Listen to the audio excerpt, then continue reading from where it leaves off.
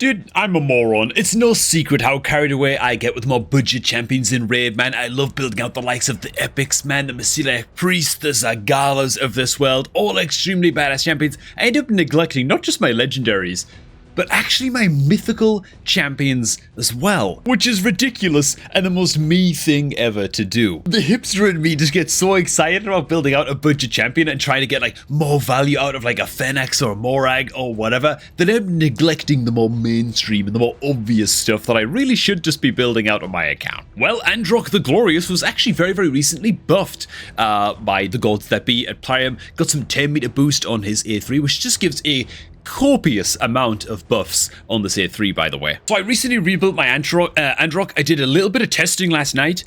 Dude, this guy changes everything.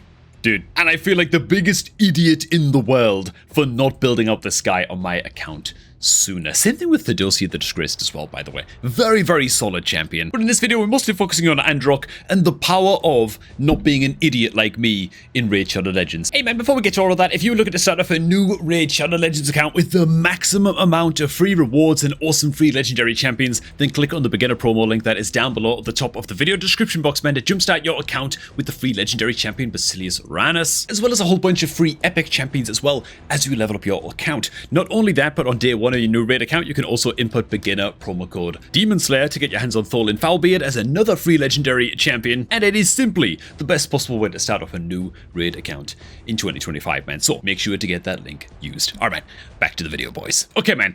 Androck the Glorious. So on Androck's A1, he places an increased defense buff on all allies for 1 turn. His A2 provides some healing, also increases the duration of all ally buffs by 1 turn, which is lovely. And then he brings all these buffs on his A3, right? One of these buffs is an increased resistance buff. Now me, I don't know, dude, just took me a hell of a long time to wake up to the power of increased resistance buffs on my account. It's like in the early game, you don't really care about stuff like this unless you're building like a solo champion to take on Scarab King, who just really badly needs resistance for whatever reason, you know? You just don't really care about it, man. Now I care, okay? Increase resistance on this A3, and then on Androck's passive, increase each ally's resistance by 10 for each buff on all allies. Oh my god, I give you my new Nightmare Hydra team using a stupid amount of mythicals, but again, I'm mostly going to focus on the Androck in this one. And in fact, I'm going to try this team out first with the Thor as one of the damage dealers as well in this squad. I'm also using the Wixwell over here as a provoker, and I've actually built him with about 300 resistance or something like that. And with all of the resistance buffs coming in from Androck, he should serve as a very effective mischief tank. Wixwell, of course, buffs himself up with counterattack at the start of every round, so he's going to be handling the provokes and stuff against the Head of Decay. He's going to be placing AoE decreased attack, some shield buffs, increased defense buffs, all of that kind of stuff. But yeah, with the amount of resistance that Androck has given this team, basically everybody should just be like debuff immune, Wixwell most of all, and just resisting all of the attacks coming in from the Head of Mischief. So that's the plan. I did muck around a little bit with this team again last night. This is how it went. Dude, just look at the buffs on this team. And look at the amount of resist we just got, dude, against the Head of Poison or whatever, you know. Absolutely ridiculous, man. So between like all of the support champions on this team just spamming buffs constantly, we've got, of course, Androck built in a 9-piece protection set, so all of his buffs are protected. We have multiple champions on the team that are actually increasing buff duration as well. So you can see like the duration on some of these continuous heal buffs is like 4 or 5 turns, you know, like they're stacking up like crazy, and so basically all champions at all times have 10 buffs on them, which means that Androck's passive is giving everybody 100 resistance, and then he's got an increased resistance buff in his kit as well. And so like everyone's got like 380, 400 resistance at like a minimum, and then you've got Wixwell as a mischief tank, who I don't even know how effective he's being as a mischief tank because everybody's got max buffs, you know, so he's not really tanking the Head of Mischief. He's not like a standout guy who's got like way more buffs than everybody else because of his counterattack buffs. No, everybody's got 10 buffs pretty much, but the Wixwell's probably sitting at something like, I don't know, 600 resistance total or something after all of these buffs coming in, you know. Absolutely ridiculous. And bro, look at the difference that this damage, like this makes to damage in Hydra when you got this much buff uptime, man. It's an absolute joke. The most damage that I ever deal really to Nightmare Hydra is something like, I don't know, 160 170 million or something. This team, bro, look at the damage. Are you kidding me, man? 307 million? I ended up stopping the fight here in just a second. I'm like, oh my god. I went away from my computer for a little while. I came back. I saw this damage. I was like, stop. Pause the goddamn clip. I'm gonna make a video on this tomorrow, man. And so the Thor is like just pumping 167 mil damage, dude. He's absolutely blasting. And so that's how the testing went last night. I'm gonna go ahead and throw a couple of different damage dealers into this team as well. Give Thorlin Foulbeard a run out. I'm gonna also give Warmaster Thorian a run out, and just see if we can just refine this team real quick. So the next test is with Thorlin Foulbeard. Let me just fix my resolution real quick, and I'm just gonna go ahead and throw this one in quick battle style. I'm actually expecting Thorlin to outperform Thor, by the way. So of course we're gonna go to all the way up to 1,000 turns here. 382 million damage, bro. Man, these are numbers I've never seen before in HYDRA, dude. Are you kidding me with these numbers, man? And it's also because, of course, Thorlin is applying the weaken debuff, which is something that this team doesn't have access to, which makes him a very, very good fit to throw in instead of the Thor. Very, very nice, man. And like, this is all just possible, by the way, because of the Android. And don't get me wrong, like, the rest of the team is badass, right? It's badass as hell. But I've tried teams like this before. They don't do 382 million damage. They do like 120, maybe 140 or something like that.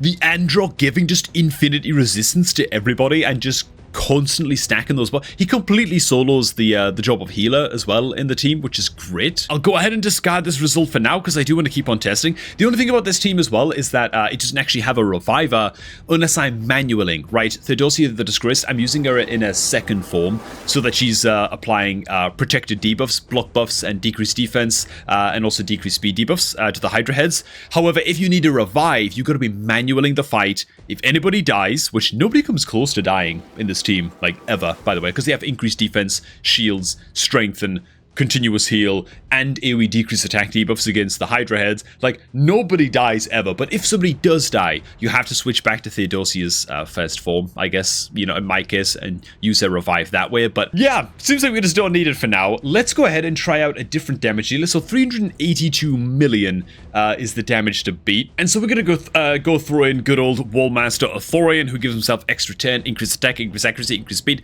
gets himself an extra turn, and then attacks in against all enemies, placing another block buffs, decreased attack, damage based on enemy max HP. So I'm hoping that he just gets firing like crazy. See how he does. He doesn't have any red stars. He's not awakened. He's been on my wish list for like 8 months or something stupid. But the wish list for Soulstones absolutely sucks in Raid.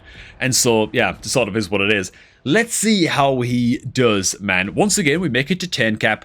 And would you look at that, 340 mil. So what's crazy about the Wallmaster is that Wallmaster kind of comes out about on par with the Thor, maybe slightly below the Thor, which is extraordinary because the Thor is 5-star awakened. It's really just testament to how bloody good a Thorian is that he can keep up, or like almost keep up, with a 5-star awakened Thor, even when he's like all just pink stars, you know, like he's not as powerful as he should be. He's missing his blessings, missing all those extra crit damage stats, all of that, you know. So yeah, I'd love to throw him into the team, but it seems like right now the best possible option that I've got is actually just throwing in the Thorlin. And the Thorlin is...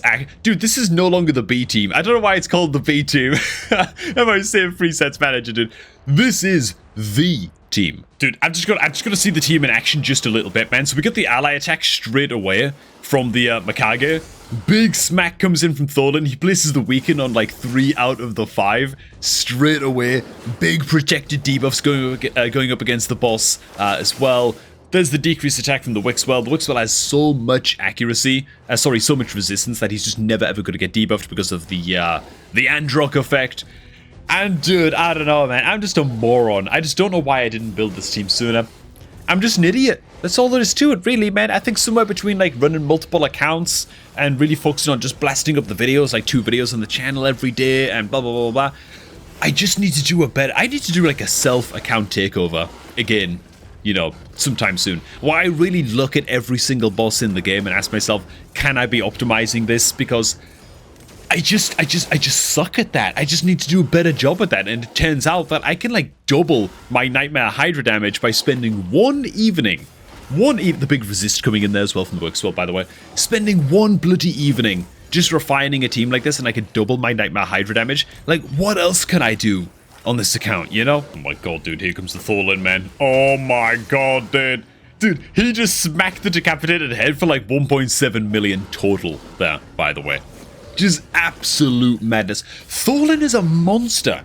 Thorlin is incredible, okay? He's better than Thor into Hydra. I said it, okay? He's better than Thor into Hydra, which is insane to me. I don't know, dude. I just wasn't expecting that much from Thorlin. Anyways, dude, Androck making this team tick, making everybody immortal, making everybody basically debuff immune. We've got so many buffs on this team, I can't even tell who's got the True Fear debuff from the Head of Torment, dude. Like we're taking True Fear debuffs every now and again from the Head of Torment. I can't even see who's got the debuff because there's so many buffs on the screen. I can't even see the health bars of my own team, dude. Oh, Androck the Glorious. Glorious indeed. And so because I don't have all day to sit around and manual that fight, I am actually just going to quick battle it again and just pump it out, and whatever the score comes to, we'll leave it at that and take that as our final score. Nearly 400 mil. Dude, it's even higher than before. Okay, dude. Let's go ahead and lock in this result, man. Wow.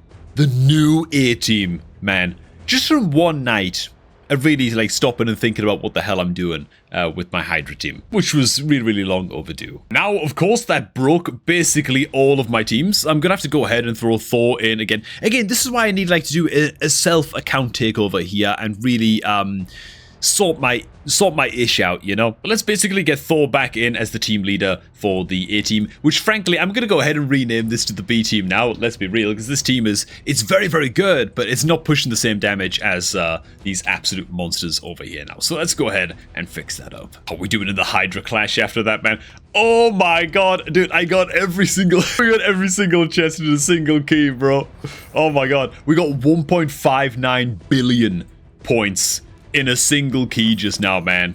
I was saying something just utterly ridiculous like that. Okay. Now, another tight little thing about Androck, which is an area of his kit that I haven't tested at all just yet. I've been saving it a little bit for this video. I actually don't have a relic on Androck, by the way.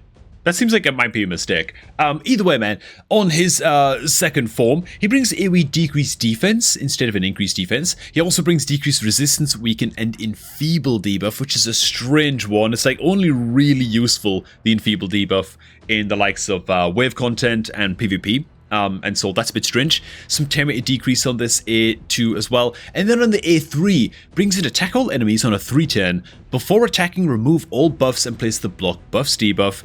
Damage is based on defense and enemy max HP. So I'm wondering how hard he can actually hit with this skill. Oh, mostly for the sake of curiosity, we're going to throw Androck into Chimera and use him as the block buffs champion and one of the debuffer champions instead, and see how he does in full lethal and crit damage gear, okay?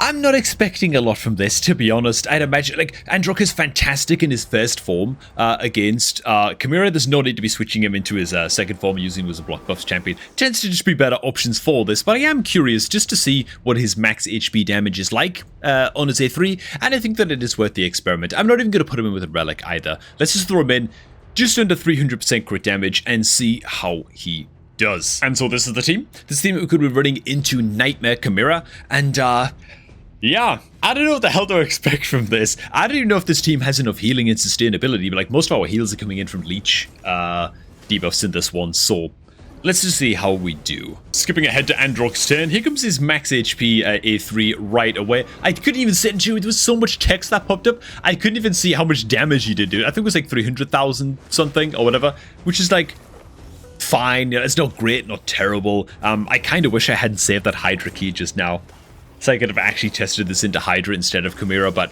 well, what's done is done. Let's also check the damage, I guess, on Androck's A1, if, well, he's just been provoked, so I guess he's about to A1 just now.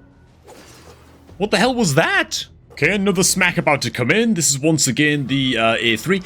Just doesn't hit that hard. just doesn't hit that hard, man. I mean, it brings the block buffs, which is nice and all, but I don't know, dude. Like, he hit way more the first time where we had up a decreased defense debuff against the boss with that A3. Not all that impressive the next time around. His A2 doesn't hit very hard either. So, to be honest, I can already pretty much just go ahead and call this one a dud, man. His second form, dude, where do you even use it? Like, PvP? Okay, that's obvious. Is it like a PvE area of the game that I'm not thinking of? Spider or something, like Frost Spider, maybe, with like the decreased resistance debuff in Doom Tower, but is it really that? Like, that seems like a menial task to be leaning on a mythical for, you know? Let's get him back in his happy protection gear, his happy place, man. 260 speed. Good stuff, that's what it's all about. He doesn't need accuracy at all in his first form either. Just seems way better. Let's go ahead and try and find a relic for him. To be fair, he just actually brings some 10 meter boost in his first form, so maybe just Gen of Necrotos is completely fine for him. Let's throw some quick levels into that. And so now let's try him out in an all-new Chimera team where we're basically using the Androck purely for his heals, for his resistance buffs and all of that. And again, this is Nightmare difficulty Chimera. I don't think I've ever done enough damage to Nightmare difficulty Chimera to actually one key it. I think I usually top out at about 48 million damage or something like that once all is said and done. 48 million damage is not enough to even half key Nightmare Chimera. That's not true. You need 84 million total damage in Nightmare Chimera to get it done in a one key, right? To get the max chest. And so let's see if this team is now enough. Now that we've just got like an absolutely disgusting amount of buffs up on the team. Most of them are protected. Let's see if the Androck can do this for us, man, and get us over the line here. Absolutely love it, dude. The entire team just resisted the provoke debuff from Chimera, dude. Oh, I absolutely love it, man. And, well, we made it right to the very end of the fight before the Viper form just landed a ridiculous sweaty crit and deleted Ninja from the video game. But it's all good because we actually just surpassed the 84 million damage mark, dude, with just a few turns left to go. So, oi, oi, oi, oi, oi. We actually made it with one key at Nightmare Chimera with this team. 7 trials complete, you know, that could be like a little bit better, whatever. We can work on that in future. I'm just happy to get the damage clocked in with this team for now. All right. Fight complete. 87 million is the total damage dealt. Dude, I'm happy. This is great. Androck is a beast. I tell you what, man, the amount of resists we clocked in that fight as well, resisting basically everything. Let's just keep result on this one. Dude, I've been a damn fool. To be ignoring Androck for as long as I've ignored Androck. Man, it's just sad, really. And so to close out this one, you know what? Let's go ahead and crack open the one Prism Shard that we're going to be pulling for this event on the main account, man. Hope to God that we hit gold. Frankly, all of the epics just might be like an empowerment here or there or something like that, man. Let's go ahead and pull this. I don't think this event overlaps at all with the upcoming Champion Chase, by the way. Pretty certain that the Champion Chase tournament starts in 2.5 days exactly, and so there's like a perfect not overlap with this Prism Shard event with the upcoming Champion Chase. Might be wrong about that, not sure. We hit an epic in the end. It's going to be a Thalesia, which, you know what, man, she's actually one of the most solid epic champions that isn't quite discussed enough. I do have her 4 times empowered already on this main account, and you can see my build on Thalesia. Okay, she's a bit over crit cap, but trying to build her like half nuker, half just nice speedy debuffer, because that's what her kit's all about, man. She's a solid champ, man. AoE decreased defense, 3-turn cooldown, attack all enemies, increased duration of all debuffs and enemies by a turn, and she can also have a chance as well of placing a hex debuff on her passive also, so she's just pretty solid. There you have it, guys. I'm gonna have to get to a full account takeover of myself in the coming days, man. Yeah. Because if this is the kind of optimization we can do by just rebuilding one champ, who knows what untapped nuggets we have lying around on this account, man, that I've just not been paying enough attention to, man. It's embarrassing. Hey, thanks for watching. Hope you all did enjoy, man. If you did, make sure you like on the video and all that good stuff. And of course, if you're looking to start off a new raid account, remember to do so using my beginner promo link that you can always find down below the videos at the top of the video description box. Hop on laptop or PC, click on that link, use it to create a new raid account, man. The promo link will do the rest with all the freebies that you see on screen right now. Thanks for stopping by. And I'm going to catch all of you guys just a tad bit later, man.